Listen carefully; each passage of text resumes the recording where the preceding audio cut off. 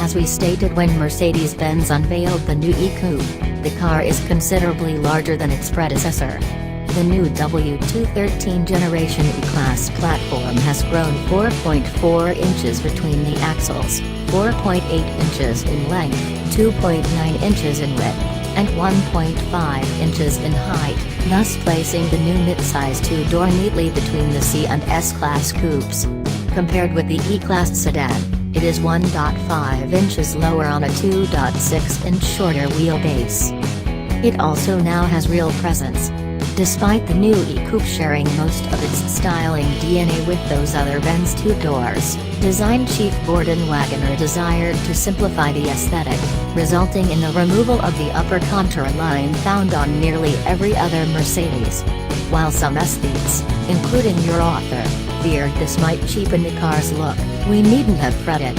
Other new elements have added substance back in, including the broad and rather shovel-like front apron, the long, straight hood, and the super sleek windshield that visually connects with the standard panoramic sunroof. The arcing roofline and the lack of a B-pillar remain hallmarks of the E-Class coupe, as does the loathsome sliver of rear side glass mucking up what we wish was a full-length opening as on the S-Class coupe. But that piece of glass was a necessary evil as designers sought to reduce the thickness of the C-pillars, a key contributor to the car's breezy elegance. The result is a delicate greenhouse set atop a substantial yet clean lower body, an artful balance of visual strength and lightness that only a windswept two-door like this could pull off. So we'll deal with the piece of glass.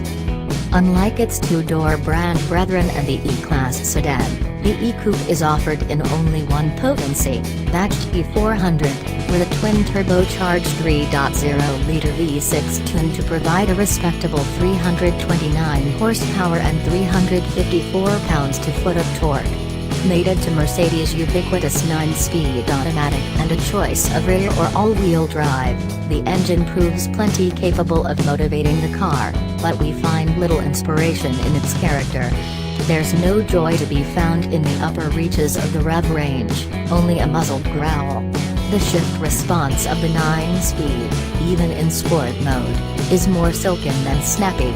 That said, Mercedes claims that the all-wheel drive car can accelerate to 60 miles per hour in 5.2 seconds. We expect to beat that by a tenth or two.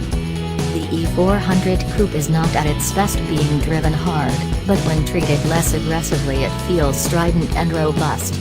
It suits the character of the car, while we expect those hankering for a little more sizzle will be served by an eventual AMG-tuned E50 coupe powered by its new turbocharged inline-6, called M256 internally, a power plant that Mercedes has said will produce in excess of 400 horsepower and 369 pounds-to-foot of torque.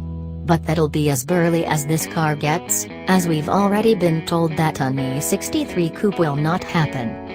The powertrain may be chill, but the chassis certainly is capable.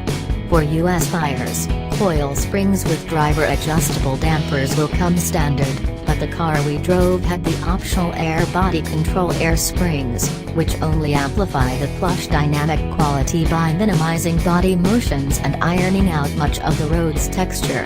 Our car also was an Edition 1 model wearing 20-inch AMG wheels, Pirelli rubber, and cross-drilled brake rotors.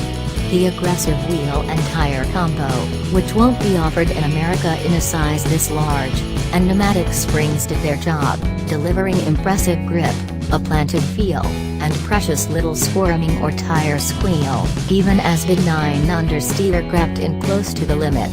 The Sport and Sport Plus driving modes for the chassis add satisfying weight to the steering and some tactility to the ride, and these combine with the steering's crisp initial turn-in and linear response to allow for easy placement of the car, whether that's while clipping an apex, floating through a corner, or holding the center of a freeway lane.